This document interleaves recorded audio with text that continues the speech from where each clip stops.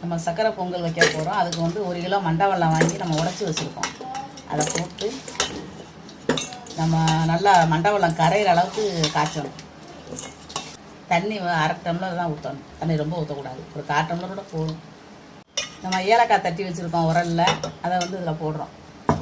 மண்டை வெல்லம் காய்ச்சும் போது ஏலக்காயையும் போட்டு காய்ச்சிட்டோம்னா நம்ம அதை வடிகட்டிடலாம். பொங்கச்சோறு சாப்பிடும்போது அதில் தொளி எதுவும் இருக்காது, ஏலக்காயோட தொளி.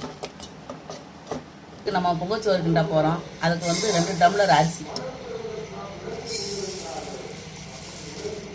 பச்சரிசி 2 டம்ளர் எடுத்துருக்கோம். 1/2 டம்ளர் வந்து பாசிப்பருப்பு எடுத்துருக்கோம். இந்த 2ஐயும் நல்லா கழுவணும். கழுவி சுத்தம் பண்ணிவிட்டு அரிசி 1/2 டம்ளர் பாசிப்பருப்பு எடுத்து கழுவி வச்சுருக்கோம். நல்லா 3 தடவை கழுவி சுத்தப்படுத்தி வச்சுருக்கோம். தண்ணி வந்து 1 டம்ளருக்கு 3 டம்ளர் ஊற்றணும்.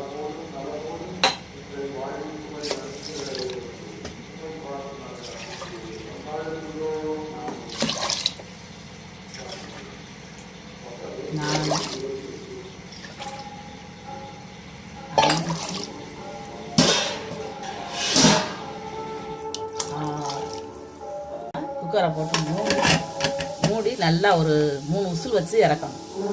நம்ம 3 விசில் வச்சு குக்கரை வந்து ஆஃப் பண்ணிட்டோம். இப்போ ஆஃப் பண்ணி ஒரு 1/4 மணி நேரம் கழித்து திறக்கிறோம்.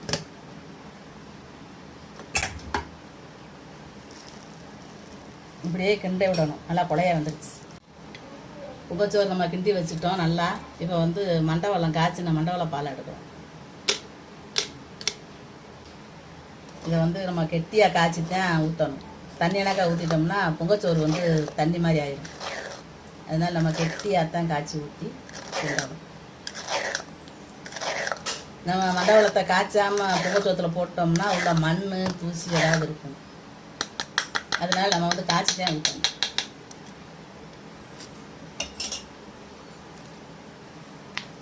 இப்படியே கிண்டி விட்டோம்னா நல்லா கையெடுக்காமல் நல்லா கிண்டணும். சூடாக இருக்கும்போதே கிண்டினா தான் அந்த மண்டை வெல்லம் போய் பொங்கச்சோத்தில் நல்லா சேர்ந்துக்கணும். இந்த நேரம் கொஞ்சம் நான் உப்பு போடுறேன்.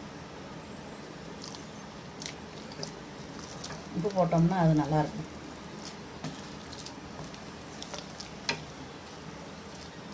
காய வச்சுருக்கோம். அதில் நெய் ஊற்றுறோம். இப்போ நெய் காய்ஞ்சிருக்கு. முந்திரி பருப்பு போடுறோம்.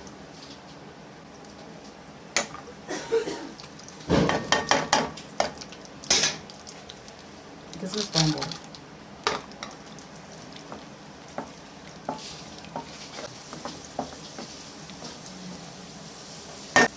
இது வந்து நம்ம ஏற்கனவே வறுத்து வச்சுருக்க பருப்பு, முந்திரி பருப்பு.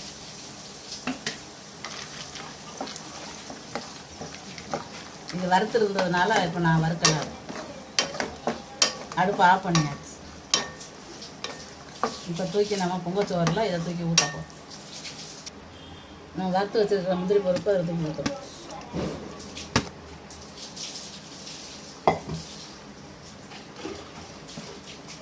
ஊற்றி நல்லா இதை வந்து பொங்கச்சோரோடு சேர்கிற அளவுக்கு அப்படியே கிண்டி விடணும்.